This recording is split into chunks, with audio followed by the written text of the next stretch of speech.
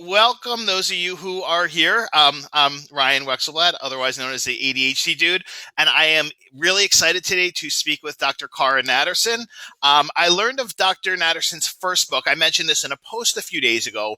Some years ago, when myself and my colleague, who's a teacher, we were looking for materials for the program we were developing at that time that we have originally called Guy Stuff, which I learned from Dr. Natterson I can't use because American Girl Doll owns the name technically because it's part with the book, which is great.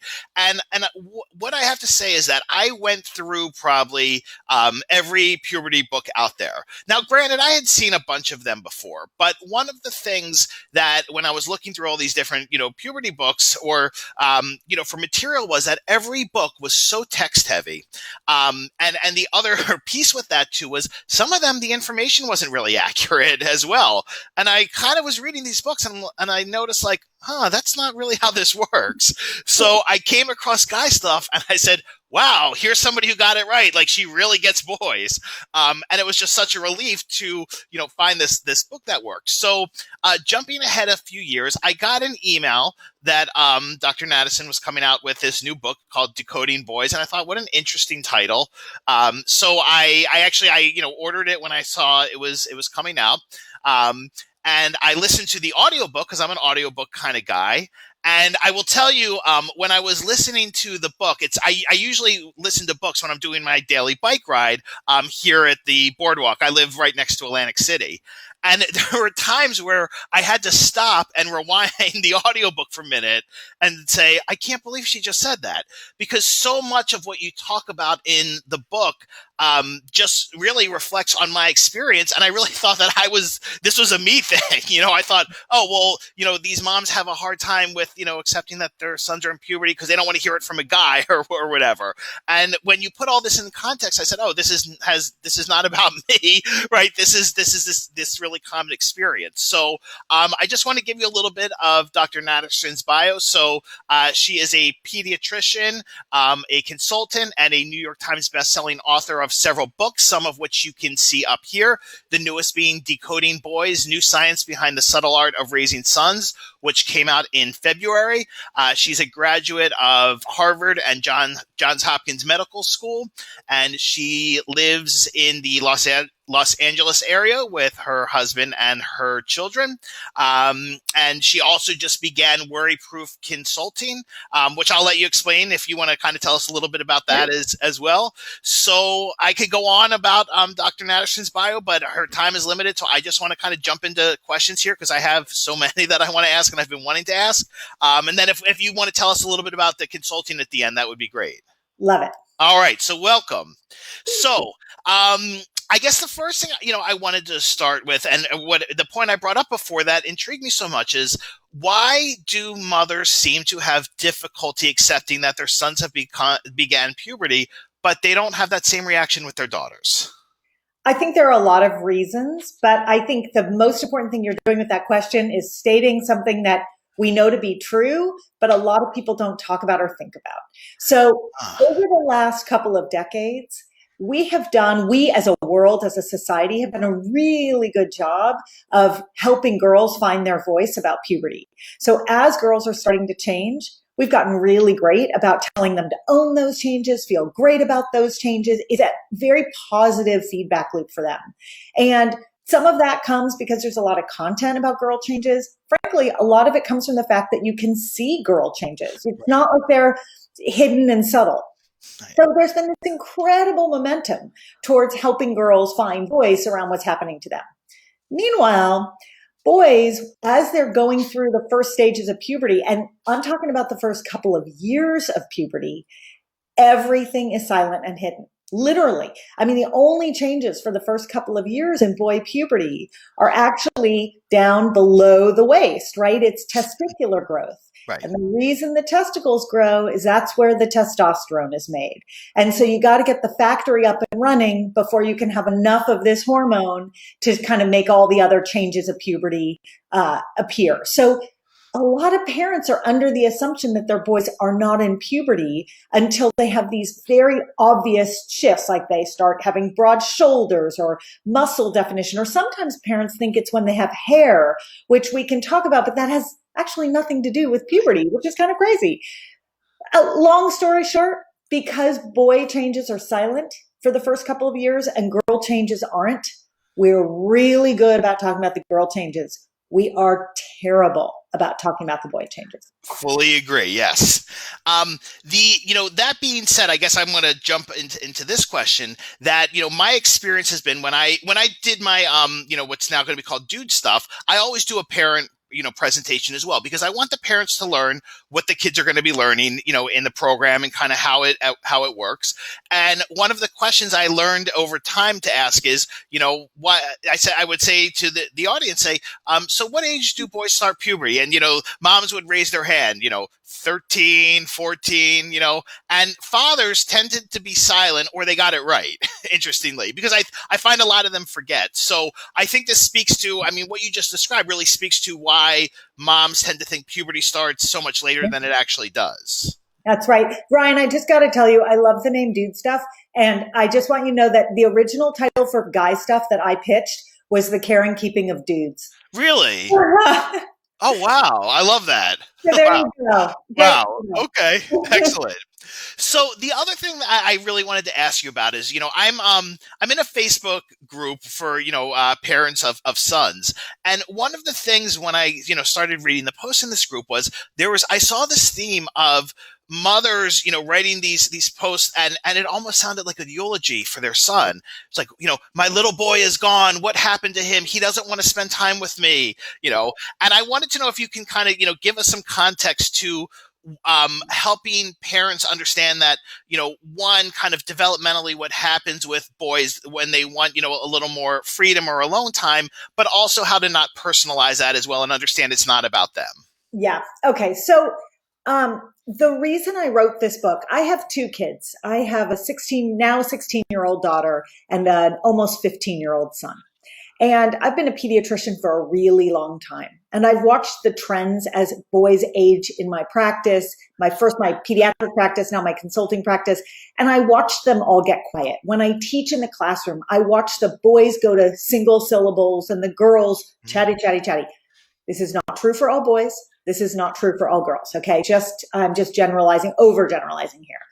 But it seemed to me that it was clearly biochemical. There must be something going on that's making boys get quiet because it was happening fairly uniformly. I talked to parents. They all say the same thing. Then my own son did it, right? And he went monosyllabic. And I thought, okay, I got to find the research. I got to understand what is happening inside his body that is essentially rendering him mute. And the answer is there is no data. No one has looked at what happens to boys to turn them silent. And the reason why is because just as soon as we all recognize it and we try to pull them out of their shell, they're out of their shell. They come back to us. They start talking to us. They start re-engaging. So it's this very temporary moment. It might last a few years, but I'm married to a guy who said, that's exactly what I did during puberty. And look at me now. I'm totally fine. Why is it a big deal? And my argument in Decoding Boys is that it's not a big deal. It's just that we live in a world that today you are protected with language. If you have the ability to speak openly, speak to truth, trust certain adults to be your guideposts and your advocates, which means telling them what's going on, you do better, right? We live in a Me Too world. We live in a world that is really fraught with lots of complication. So if you are a boy who is going through a period of quiet and retreat, and you live in a world that rewards you for conversation, you're going to find yourself in a tricky spot. And that is why I wrote Decoding Boys. It is so interesting to hear you say that. And one of the things that just resonated with me about what you said was that, focusing on living kind of in the ADHD world, I see so many kids who are brought to therapy and they are not receptive to it. And the number one thing I hear from parents when they call me is, I took my son to therapy and it wasn't helpful. And I think what you just articulated so beautifully speaks to that. Exactly. Yeah. And listen, it's been interesting in pandemic what has shifted for a lot of families, because what I have heard from so many parents and what I've experienced in my own home is that there's a little less retreat. There's a little more talk from boys. And I think part of that is that when our kids are gone all day long and they come home after being at school and sports and whatever it is for 8 or 10 hours, the boys in particular want to retreat behind a closed door.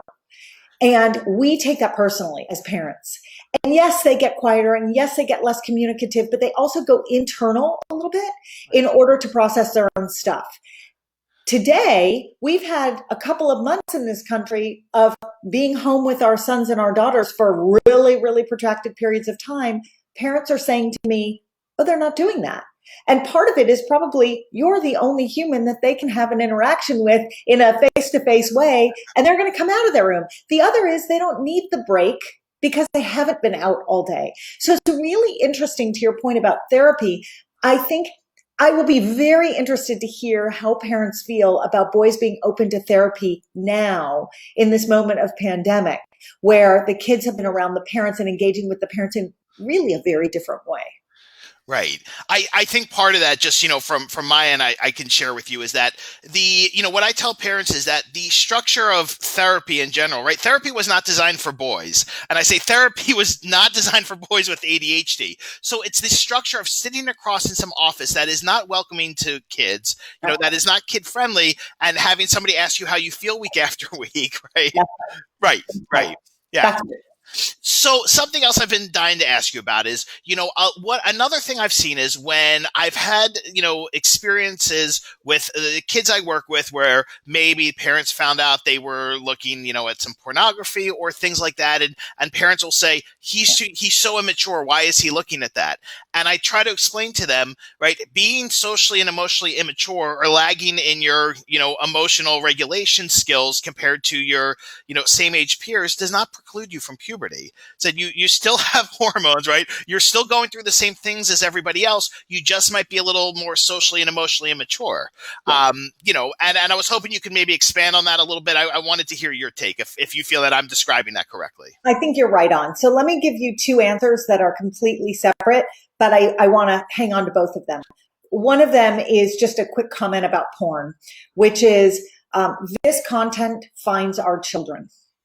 I think it's really important to understand. Our children don't find it, it finds them. And so whether your child has ADHD or not, this is an issue that every parent has to grapple with. And the question is about the vulnerability and the likelihood that a kid will go back, right? So that's one little side note. I want to put a pin in that. I've written a lot about porn in my book. I think it's a really important conversation for parents to have with their kids. Okay, now let's go to what you're describing as the dyssynchrony between the body and the brain. Okay. So the body matures in a very not predictable way. So puberty can go in any order at any period of time in this really, really big window for any number of kids. So girls, for instance, the youngest girls enter puberty around 7 or 8. The oldest girls might be 9, 10, 11 when they enter. They're 16, 17 when they're finishing. Okay. Boys tends to be shifted by about a year to 2 years. So the youngest boys are entering puberty around 8 or 9, and they're stretching all the way. Some of them, the really late bloomers, they're graduating high school. They're definitely not through puberty. Right. And how things evolve and change in the body. When do you develop muscles? When do you start having voice cracks and then deepening of the voice? When do you, on the hair and sweat axis, which is a little bit different from puberty, when do you start getting hairy? When do you start getting acne and sweaty? These are really different for every kid, and they come in a different order for every kid. So the body changes of puberty are completely unpredictable. Brain changes are completely linear. We understand how the brain matures and prunes. And it's a matter of different brains might do it a little more quickly or a little more slowly, but there is a very, very linear path through that. So myelination, for instance, how the brain's neurons get insulated so they can send messages more efficiently. Myelination happens in a very predictable order. It goes from the bottom to the top and it goes from the inside out. That's how it works.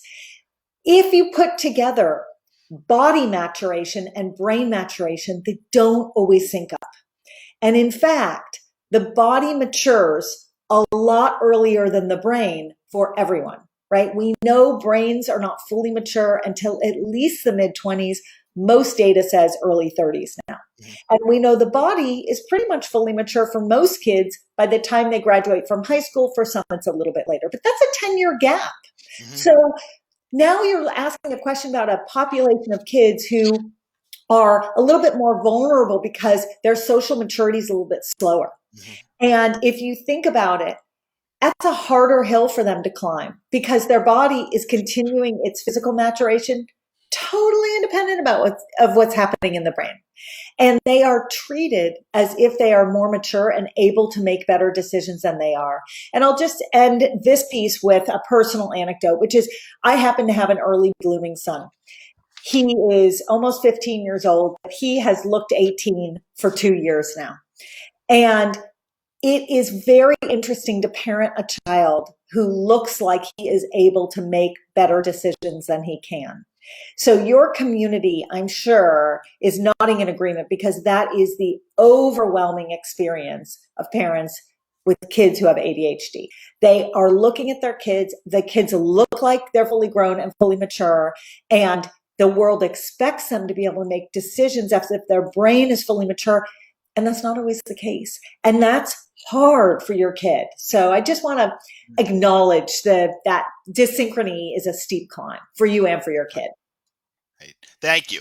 I appreciate what you said because, one of the things when I work with kids individually is for the guys I see who look older than, maybe their, peers, I explain to them that, the world is going to look at you through what they perceive your, physical age to be, not your actual age. Okay. And I've had kids, tell me that, that their, assistant principal at their school has been a little harder on them and says, I expect more from you because maybe they're 15 and they look like they're 20, which, right. And I think you just explained that beautifully. The other thing I wanted to mention is the 2 points you just brought up, the one about myelination and what happens in the brain. I think you explained that so well in the book and in a way that's so easy for parents to understand. And that's so important because when we start to get into neurology here, this is not easy for people to get. And it was really presented in a way that was very tangible and I think very relatable in the book. Thank you. Yeah. And the other thing I wanted to tell you I really appreciated was how well in the book I think you addressed the pornography issue. Because so much of what I've read is, if your son views porn, he's going to be scarred for life or he's going to be addicted. There's so much misinformation about it rather than kind of, taking this rational approach and say, let's communicate about this. And again, I think you articulated so nicely in the book about how parents can address this topic in a way that's not reactive and is not based in fear or shame or, disgust that goes on.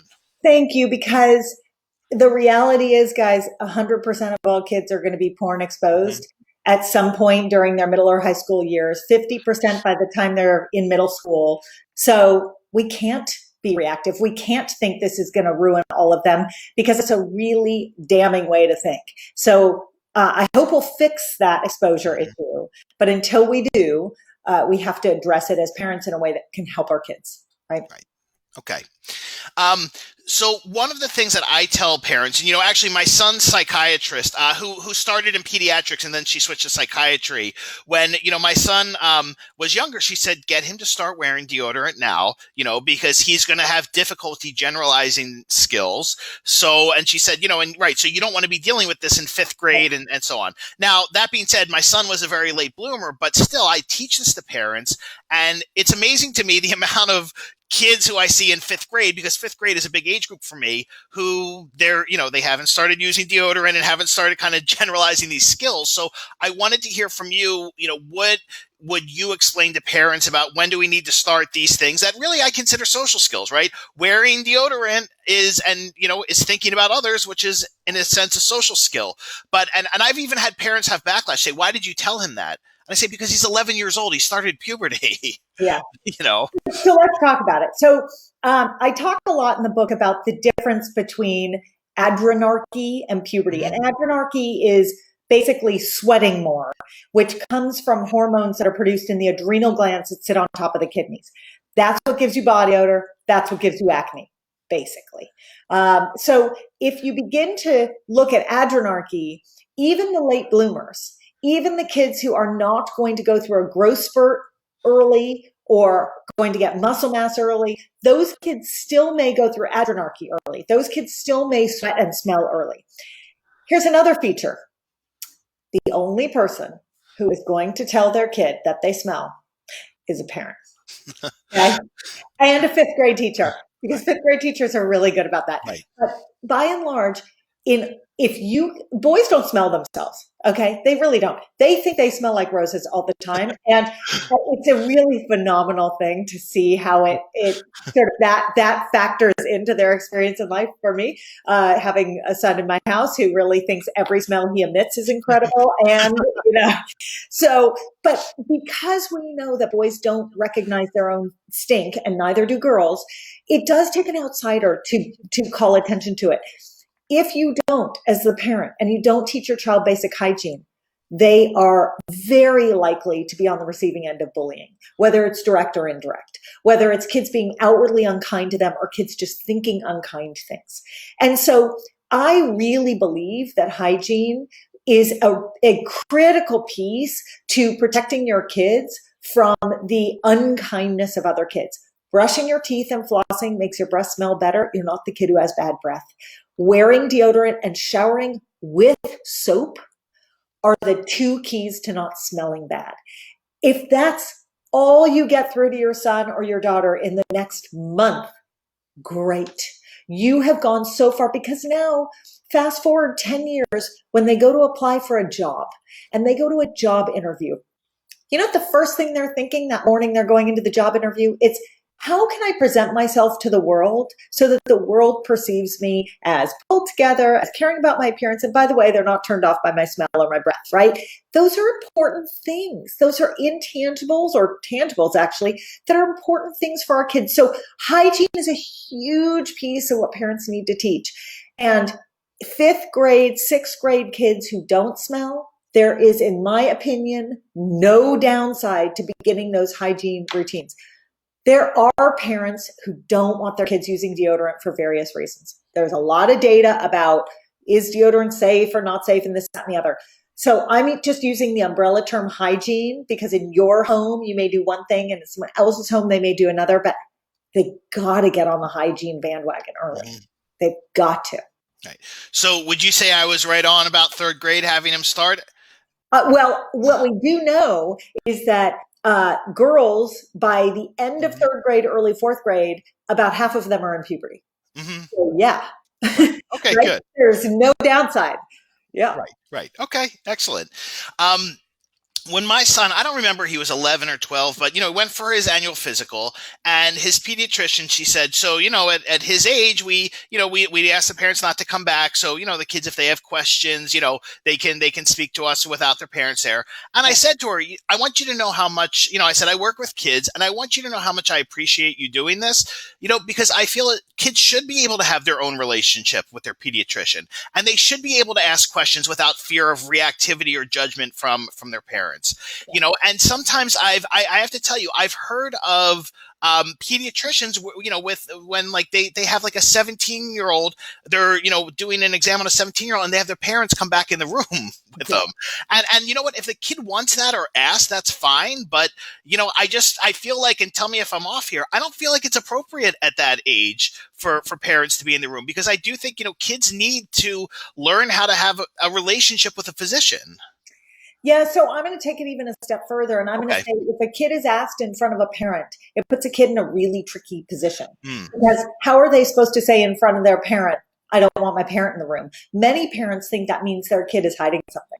So I right. think a great pediatrician will see a child and a parent together for a few minutes, and then will ask the parent to leave and have a one-on-one conversation with the child. And if the parent wants to follow up with the pediatrician, by all means they should. That takes time. It's time that often many pediatricians don't have. But if you can find a pediatrician who's able to do that, a little with you guys together and most of it with you guys apart, that is the ideal scenario. Okay. And that has worked in my practice and for my own kids. Starting around 11 or 12, that alone time begins. And by the time kids are in high school, it's almost entirely just one-on-one, the pediatrician and the child. Right. Right. Okay. Thank Yeah. you. I guess, yeah, the last thing I want to ask, well, the one thing I want to mention about Decoding Boys is that I want people to understand that there's really never been a book like this out there, that where all of this information is covered so comprehensively, but in such a way that is relatable and doesn't get into medical jargon and doesn't get too cerebral and is so heavy on research and citing this and citing that. And I think I just want people to know it's a book for parents. You know, it's you. I feel like you wrote this with the intention of parents reading it, not other medical professionals. Yeah, so it's for parents. And frankly, if you have a reader son, it's for kids. So if you have a high schooler and you want to communicate what's going on in the brain and you don't know how to do it, hand them the brain chapter, right? Don't hand it to your middle schooler who has zero interest in reading. Okay, that's not helpful. But if you have an avid reader and they have a question about any number of these topics, there is nothing in there that's secret for parents that kids can't know. Right. That's a great point. Yeah. And I want to reiterate again that I really enjoy the audiobook. So I think, you know, if you want your son to listen to parts of that, I think it's really easy to listen to. So yeah, definitely. Yeah. Last thing I wanted to ask you, you know, about all this is what, you know, in terms of parents kind of having a, I guess what we'll call a, you know, developmental trajectory here, you know, and particularly for my population, are there any certain points that you would say, okay, we need to maybe get this checked out or, you know, do a consult with our pediatrician or an endocrinologist and so on? So let me just say in general that parents know their kids best. If you have a nagging feeling that there's something going on, whether it's physical or emotional, and you feel like, should I check in with someone? Yes. Okay. Because as you have learned how to parent over the last several years that you've had your children, you literally, each parent who's listening to this knows their child better than anyone else knows them. And that gnawing feeling counts for a lot. A lot of parents are worried about when their kids are developing, especially you spoke about having a late bloomer. That's one to absolutely talk to your pediatrician about. I wrote a chapter about late bloomers because there's a lot of confusion around what is and isn't a late bloomer. But at the end of the day, if you are the smallest and least developed kid you know, that's hard. And our society puts great value on size, especially among males. And so being the shorter, thinner, or sort of less muscular kid in middle school or high school carries with it a social weight that it shouldn't, but it does. So how do you address those issues? I outline it all right in the book, but basically go talk to your pediatrician. That's an important one for the psyche of your child. Right. Okay. Thank you. And tell us a little bit about your new consulting work and what you're doing with that. So my consulting practice I've actually had for a while, and it's okay. what it is. Yeah, but I do have a new business that I'll tell you about. So my consulting work, I basically help families navigate medical issues. And so I will see people and take their medical records and integrate their medical records with a conversation around who do you need help from and how do you ask for that help? Questions can you ask? So how to navigate whether you need a subspecialist or whether you should just be going to your pediatrician and what questions you need to ask. And that's called worry-proof consulting. But the fun thing is that last week I actually launched a business that I've been working on for a while. It's called Order of Magnitude Los Angeles, and the short name is OOMLA, OOMLA. And it is a company that makes products for kids going through puberty, so tweens and teens. And the idea is to give them comfortable, safe products that will help their bodies as they transition. And our first product was supposed to be a bra for tween and teen girls. But because of coronavirus, production got held up. And so we quickly repurposed, and we have just launched masks for tweens and teens that are super soft, filtered, breathable. Our kids will probably need to wear masks when they go back to school.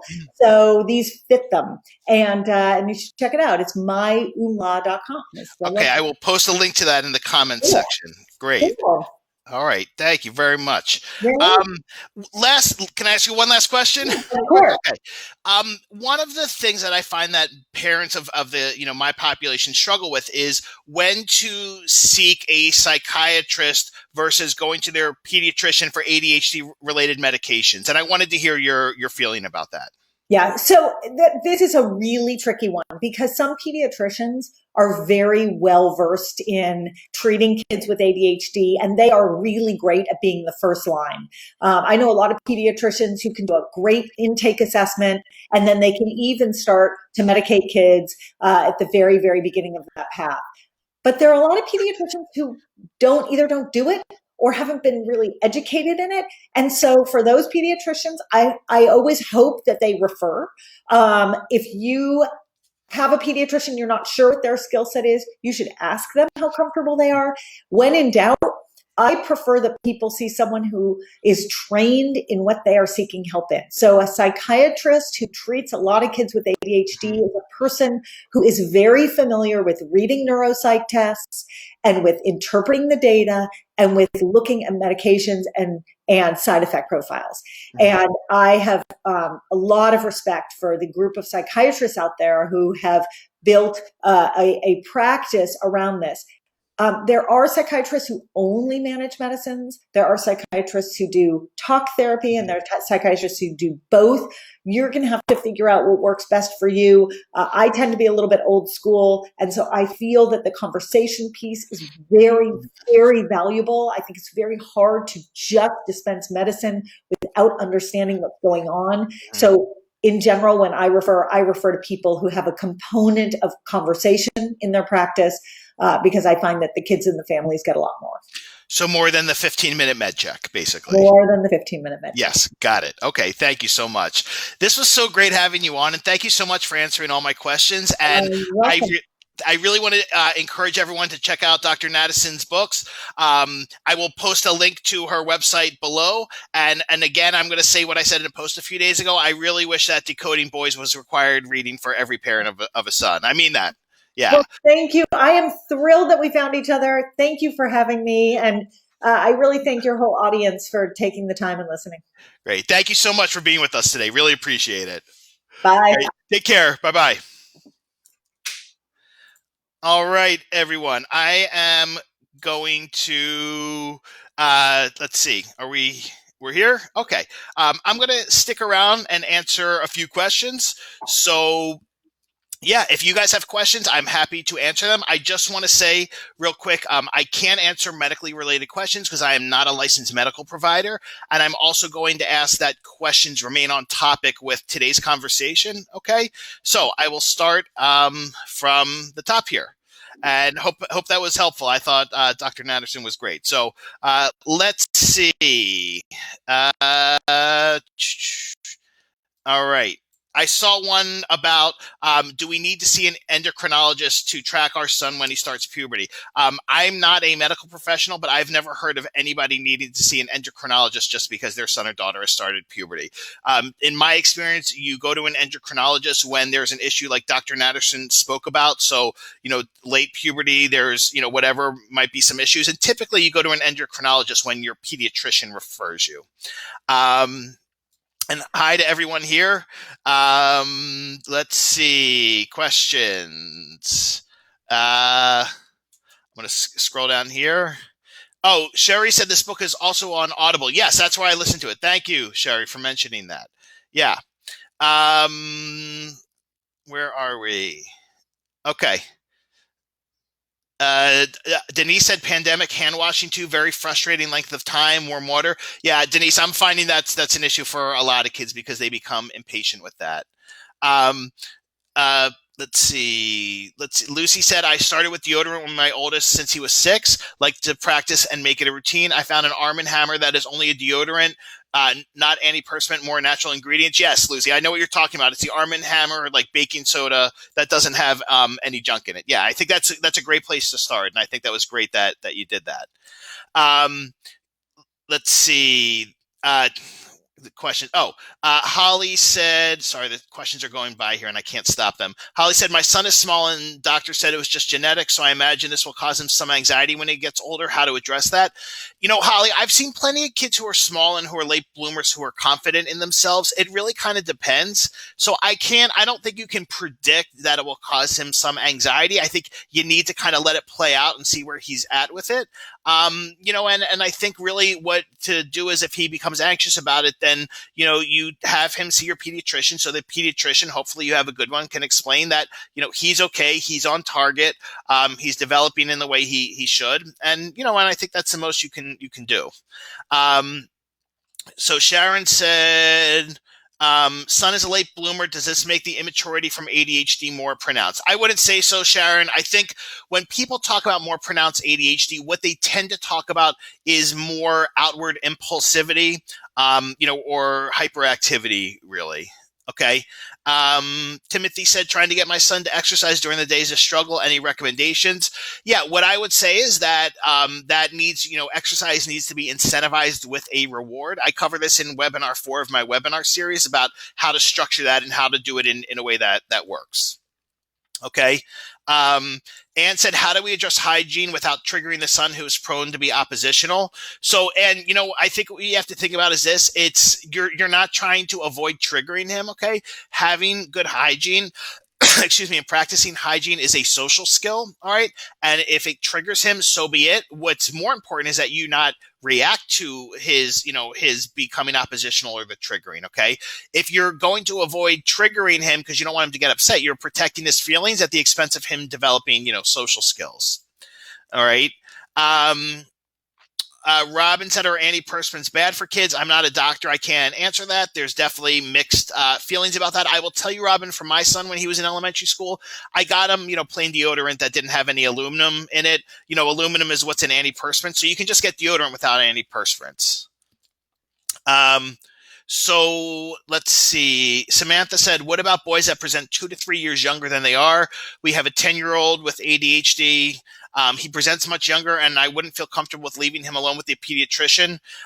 Then Samantha, you know what? I think you might need some support about figuring out why you wouldn't feel comfortable leaving your son with a pediatrician, because that's your issue. That's not his issue. Okay. So Claudia said, why my 14-year-old hates showers so much is so frustrating. Yeah, Claudia, for some kids, it's a sensory issue. For some, it's just boring to them, right? Kids with ADHD tend to have difficulty tolerating boredom. And some, I don't find it sensory a lot. For some kids, it is when they're younger, but not so much when they're 14. It's more just, it's a non-preferred task, that they want to avoid. A question, examples of non-junk food mini rewards to get through non-preferred tasks, deodorant, showering. Kim, I think apples. I mean, I don't know, whatever. I tend to not suggest using food as a reward, but let's say, if you take a shower, then you could have a snack, fruit salad. I mean, whatever you feel is healthy and appropriate, So Andrea said, my son, 11, confessed the other day that he's watching RuPaul's Drag Race and talking to him. I commended him for coming to me and feeling comfortable. He said he's been watching because he thinks it's interesting and funny. He immediately said, I'm not gay. Started puberty recently. Should I explore that further? Andrea, I would say no. That's a show on, primetime TV. And I don't, not that I watch it. I don't think there's anything harmful in that. I don't see there's anything to explore there because he mentioned he's watching that. Christina said, we use Toms for kids. They make sense for boys and girls. Thank you, Christina. That's a good point. Toms of Maine, their deodorant's really good. So HJ said, hygiene, how do we encourage overall hygiene, not just personal, but also cleaning up room and cleaning up garbage after himself? Any suggestions? Yes, AJ, what I would say is check out my webinar. I forgot which one I cover all that in, but I cover cleaning rooms and how to do that in a way that works. I think it's in webinar 4. I would suggest you check that out. His issues brushing his teeth. How can I help him understand the importance? What I would say, Jennifer, is rather than you trying to explain it, have your dentist, your son's dentist, explain it to him and explain what things can look like, if he doesn't take care of his teeth. Because remember, kids often are more likely to listen to other people than their parents. Okay. Let's see what else. Yeah, she'll be able to replay this. All right. Schmidt's deodorant are pretty fantastic. I use them and they are very effective. Okay, I never heard of them, but that's good to know. All right. Stacy said, I'm a hygienist. Also, my son hates to brush, but will water pick his tongue for 20 minutes. Sounds like something my son would have done. So Laura said, my son is 18, but presents much younger. He wants to find a girlfriend and would like to try online. How should I address this? So Laura, I get this question a lot. And what I would say first is, does he have friends? Because a lot of times, and I find this more with kids with Asperger's and kids with ADHD, is they want to skip the whole friendship development thing and just go to having a girlfriend. And they actually look at having a girlfriend as something you obtain. So what I would say to him is, the way a romantic relationship develops happens a long time over time from a friendship with somebody. So if he's, if socially he's doesn't really have close relationships, that's what you need to focus on. And what I tell kids straight out is I say, you will never have a girlfriend or boyfriend until you kind of get this friendship thing down. Okay. So you can, focus on that, but it's not going to help until you understand this, because I want kids to focus on learning how to develop friendships, whether with boys or girls. Okay. And not putting emphasis on romantic relationships. All right. So Janet said, how to handle poor execution of toothbrushing poorly. Janet, you didn't say how old your son is. I think that would really depend on his age. But again, I would say, have the dentist or the hygienist show him the right way to brush his teeth rather than you doing it. Okay. Because I think that particularly for this kind of stuff, kids need to learn from other people. Okay. So Ann said, do you have dude talks for kids re-hygiene? And I think I have some videos about hygiene. I'm pretty sure there are in the dude talk videos, but I'm also going to release dude stuff as an online course for kids, a live program that they'll participate in. So Heather said, have you thought about making a dude talk book? My son references the Guy Stuff book often, and having a similar type of book based on your videos would be awesome. Heather, I actually have an idea for a video I want to do based on this, but it's hard getting a video done because there's big production costs. But thank you for mentioning that. Because like I mentioned at the beginning of the presentation, most of the puberty books I've seen for boys are way too text heavy. And what's interesting, I find, is I've seen moms refer those books to other moms. And I think they don't necessarily understand always how boys learn, or that boys aren't interested in reading a text heavy book about a topic that's not particularly interesting to them,